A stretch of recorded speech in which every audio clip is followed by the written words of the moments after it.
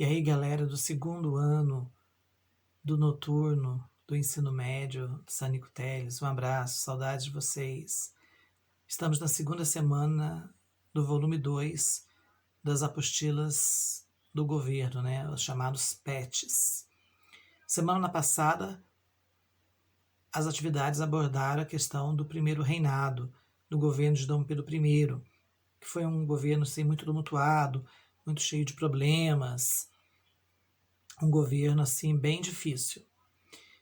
Tanto que acabou terminando de forma trágica, né? Com o imperador abdicando, né? Ou seja, abrindo mão de ser imperador do Brasil em 1831.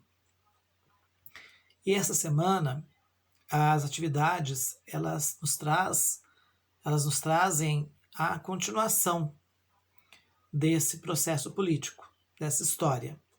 Muito bem, o Dom Pedro foi embora. E agora? Como é que nós vamos ficar? A lei era muito clara. Dizia que o filho mais velho deveria exercer a coroa, deveria exercer o trono, assumir o controle do país. Mas o menininho só tinha 5 anos. Como é que uma criança de 5 anos poderia assumir o controle de um país gigantesco, de um império, com diferenças regionais profundas, vivendo praticamente todo o país vivia numa grave crise econômica, em grandes dificuldades econômicas, e a lei não permitia também. Tinha que ter pelo menos 18 anos para ser coroado.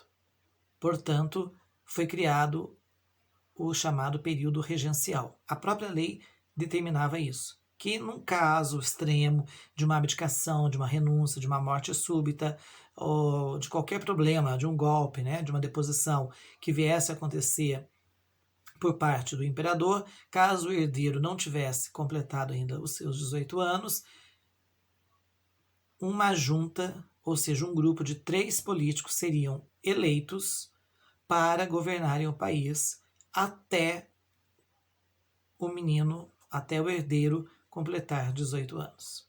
Então essa fase ficou conhecida como período regencial, porque esse grupo de 3 políticos passaram a ser chamados de regentes, aquele que rege, aquele que governa, tá certo? Só que nós vamos observar que o período regencial, embora curtinho, ele vai durar uma média de 9 anos, 9 anos e meio, ele vai ser um período muito conturbado. A situação, a instabilidade política, os conflitos políticos dentro do Brasil vão se agravar ainda mais.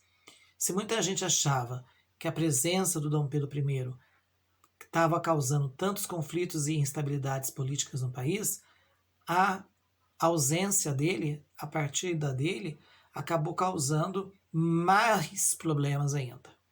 E o pior, geraram uma série de... o período regencial foi um período marcado por uma série de revoltas que quase que dividiram o Brasil em vários pequenos países. Mas as atividades dessa semana não chega a tratar com detalhes essa fase da regência. Ele apenas dá uma pequena introdução, ele dá um texto, certo? Falando sobre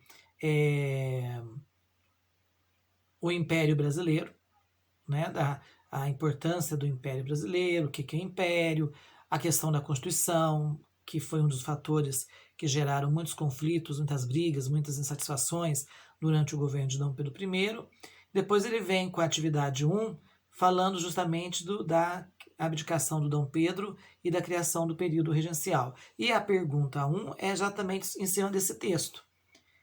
Ele pergunta, de acordo com o texto, explique como formaram-se os partidos liberal e conservador. Durante a regência, nós tivemos vários partidos.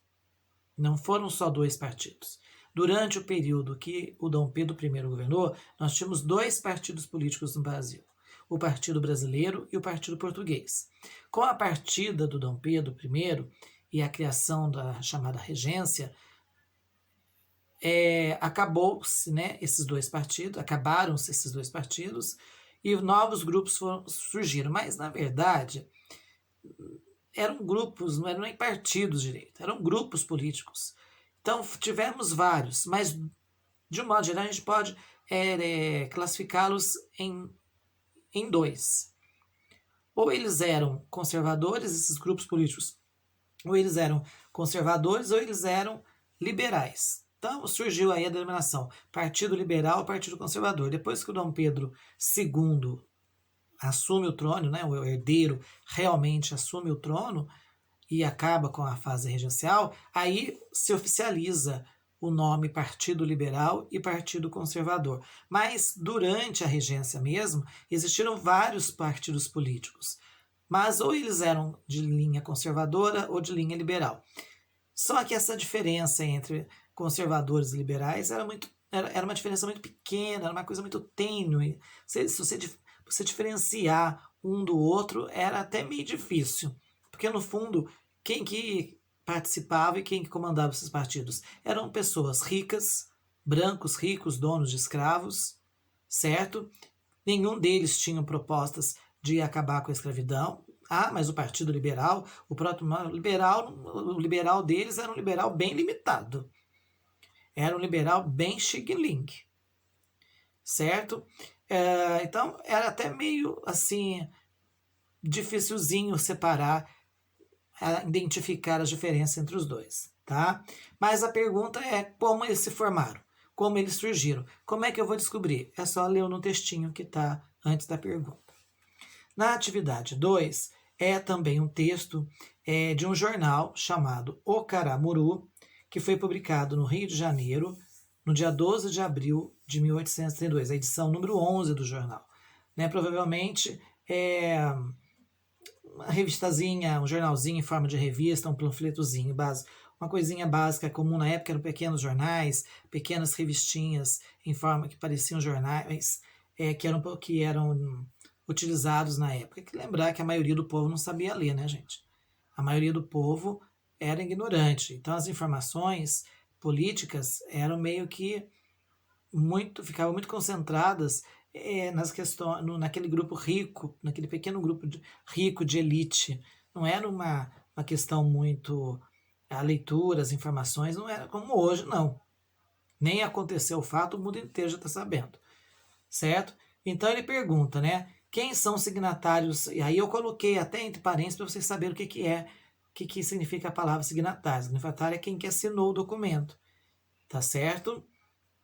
Ele pergunta o que o documento elogia e do que ele fala.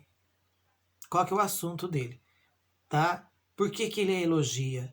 Por que ele trata desse assunto? É só responder. Basta olhar ler o textinho a reportagem que você acha e escreve a resposta até com as suas palavras de uma forma bem simplificada. Beleza? Então, meus queridos, essa semana a atividade está muito simples, está muito basicona.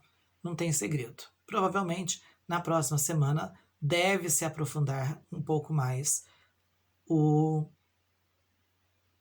período regencial, com aquelas revoltas, né? Porque nós temos aí um período muito agitado de grandes revoltas pelo país. Provavelmente a terceira semana vai abordar essas revoltas, que são muito importantes de se conhecer, para mostrar até que o nosso país não é um país que foi assim um país de gente pacífica, no sentido de não estou nem aí para nada. O que aconteceu lá, o que os políticos fizerem, eles façam, não estão nem para isso, só reclamam e não faz nada. Não, o Brasil fazia. E não foi só os ricos que fizeram quando não estavam aceitos, os pobres também fizeram. Beleza? Mas isso é assunto para uma próxima aula. Um abraço para vocês e até mais.